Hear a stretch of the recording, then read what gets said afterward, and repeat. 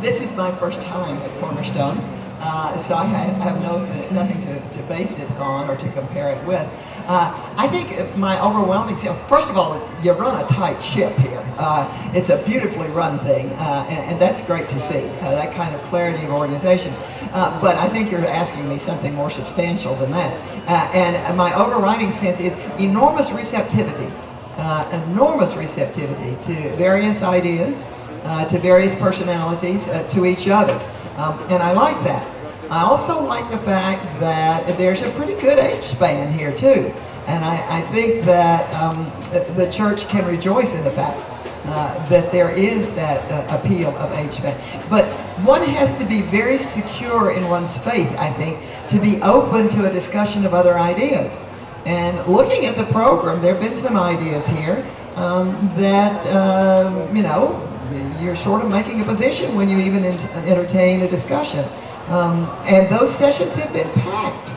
And then I think maybe, I'm basically an evangelical Episcopalian. Everybody thinks that's an oxymoron, looking for a place to park.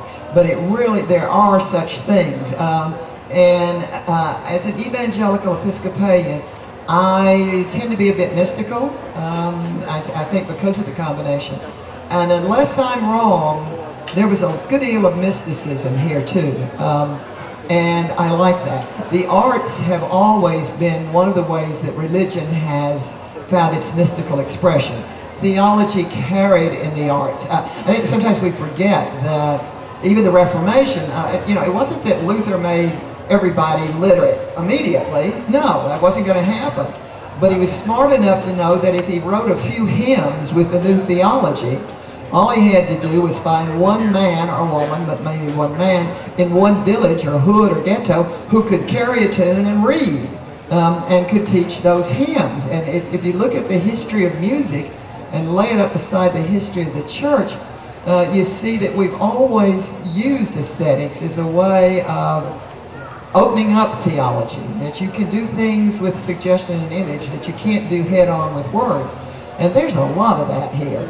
And I pure love that. It's fine to articulate theology, but you got to feel it first. And that happens through the arts, I think, and through receptivity. So that's my take on it.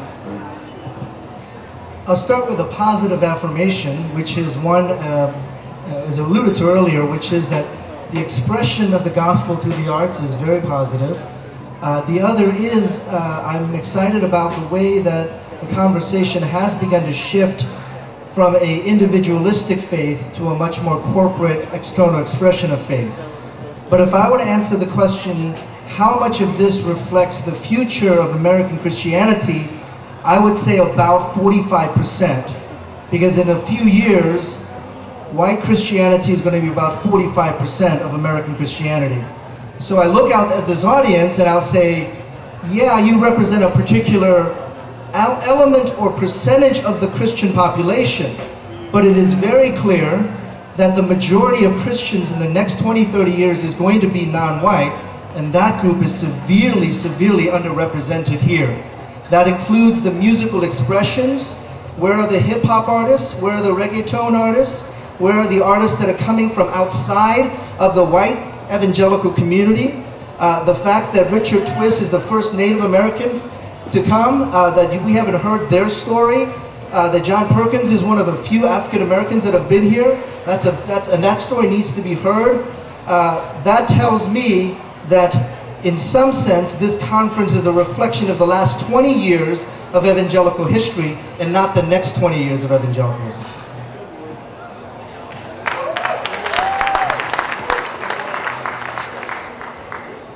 This is my first time at Cornerstone, so I don't have any kind of historical perspective on the festival itself, but I was part of the early Jesus movement, and so I have some perspective on that. And what I want to talk about is how impressed I am by the Jesus People USA, who have conceived of all this, and it's clear that they're very much in process and coming up with new things they want to try and listen to all the time, and but maintaining their community.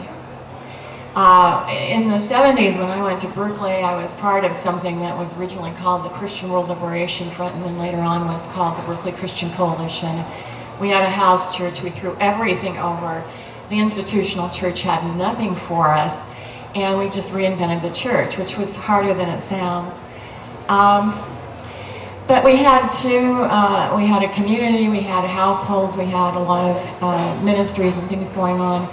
And we had a couple of painful breaks in the community. So I still believe in community. I read a Bonhoeffer, and I just think it's so hard. So I'm really impressed that these people have maintained that. And some of the people here who I've known have been here for years. And, you know, it takes a lot of graciousness, a lot of servanthood by men and women to maintain. It's like a marriage relationship with, what, 300 people, something like that. So I'm just, and you know, they have stopped, at least temporarily, actually publishing Cornerstone magazine because they're all into the ministry of feeding people, their homeless ministry, and I've just said to them, you know, I'm still writing about it and you guys are doing it. Join the discussion at PROFRAH.com.